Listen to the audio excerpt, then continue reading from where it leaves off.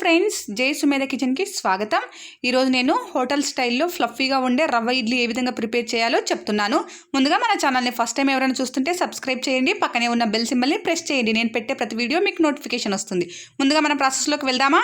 ముందుగా స్టవ్ పైన ప్యాన్ పెట్టుకొని ఇందులో 1.5 టేబుల్ స్పూన్ ఆయిల్ని యాడ్ చేసుకోవాలి. ఇందులోనే 1 టేబుల్ స్పూన్ ఆవాలు, కాస్త కరివేపాకును యాడ్ చేసుకొని ఫ్రై చేసుకోవాలి. ఇవన్నీ కాస్త ఫ్రై అయిన తర్వాత 2 చిల్లీస్ని సన్నగా తరిగి ఈ విధంగా యాడ్ చేసుకోవాలి.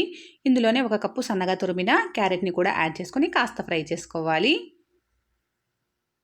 ఇందులోనే సన్నగా తరిగిన 1 కప్పు ఆనియన్స్ని యాడ్ చేసుకొని ఫ్రై చేసుకోవాలి. ఇవన్నీ కాస్త ఫ్రై అయిన తర్వాత ఇందులో 1 కప్పు సన్నగా తరిగిన కొత్తిమీరను యాడ్ చేసుకొని ఒకసారి మిక్స్ చేసుకోవాలి. ఇవన్నీ ఓవర్గా కుక్ అవ్వనవసరం లేదు, కాస్త ఫ్రై అయితే సరిపోతుంది. ఇవన్నీ కాస్త ఫ్రై అయిన తర్వాత 1.5 కప్పు బొంబాయి రవ్వను యాడ్ చేసుకోవాలి. ఇందులోనే 1/2 టేబుల్ స్పూన్ పసుపుని యాడ్ చేసుకొని ఇవన్నీ కలిసేలాగా మిక్స్ చేసుకోవాలి. బొంబాయి రవ్వను కాస్త ఫ్రై చేసుకోవాలి.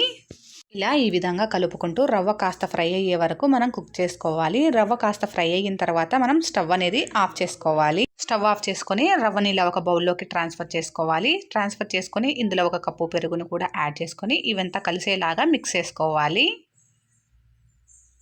ఇలా ఈ విధంగా అన్నీ బాగా కలిసేలాగా మిక్స్ చేసుకోవాలి.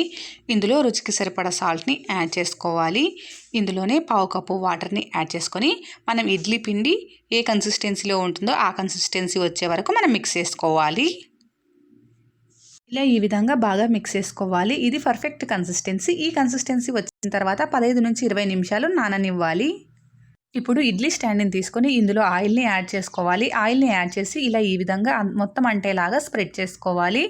ఇలా స్ప్రెడ్ చేసుకున్న తర్వాత ఇందులో కాజుని యాడ్ చేసుకోవాలి. కాజు అనేది పూర్తిగా ఆప్షనల్, మీకు నచ్చితే యాడ్ చేసుకోండి, లేకుంటే లీవ్ చేసేయండి.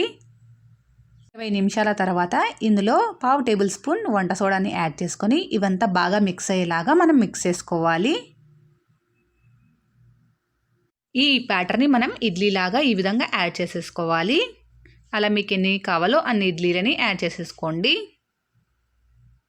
ఇడ్లీలన్నింటినీ యాడ్ చేసుకున్న తర్వాత స్టవ్ పైన ఒక కుక్కర్ని కానీ ఇడ్లీ పాత్రని కానీ పెట్టుకొని అందులో 1 గ్లాస్ వాటర్ని యాడ్ చేసుకొని ఈ ఇడ్లీ స్టాండ్ను అందులో ఉంచుకోవాలి.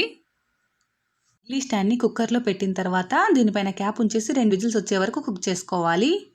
2 విజిల్స్ వచ్చిన తర్వాత మనం స్టవ్ అనేది ఆఫ్ చేసుకోవాలి.